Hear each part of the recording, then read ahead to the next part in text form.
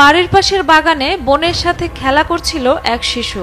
এক রোদেলা বিকেলে লিয়া আর তার ছোট ভাই লোগান ট্রাম্পোলিনে লাফাচ্ছিলেন ভারী আনন্দে। হঠাৎই হাসির ফাঁকে ঘটে গেল ভয়ঙ্কর দুর্ঘটনা। ছোট ভাইয়ের গলায় ক্যান্ডি আটকে গেল। শ্বাস নিতে পারছে না, মুখ লাল হয়ে যাচ্ছে। আশেপাশে বড় বোন ছোট্ট লিয়া ছাড়া কেউ নেই সাহায্য করার। লিয়া এক মুহূর্ত দেরি করলো না, এগিয়ে এসে লোগানের পিঠে জোরে জোরে থাপ্পড় দিতে শুরু করে, কিন্তু তাতে কোনো কাজ হয় না। অবশেষে ভয় না পেয়ে লিয়া মনে করলো বেবিসিটিং ক্লাসে শেখা সেই নিয়মটা, কারো গলায় কিছু আটকে গেলে অ্যাবডোমিনাল থ্রাস্ট দিতে হয়, তাহলে শ্বাসনালীতে আটকে থাকা কোনো কিছু খুব সহজে বাইরে বেরিয়ে আসে।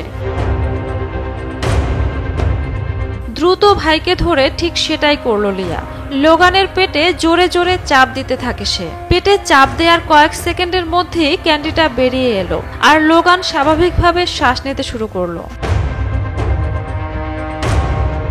ঘটনাটি আমেরিকার টেক্সাসের। পরে স্থানীয় পুলিশ সেই ভিডিও প্রকাশ করে লিয়াকে হিরো ঘোষণা দিল। একটি কিশোরী মেয়ের উপস্থিত বুদ্ধি আর সাহস বাঁচিয়ে দিল একটা জীবন। লিয়ার এই ঘটনা প্রমাণ করে সাহস, সচেতনতা আর সঠিক জ্ঞান থাকলে বয়স কোনো বাধা নয়। ঝুমা মৃধা, বৈশাখী সংবাদ।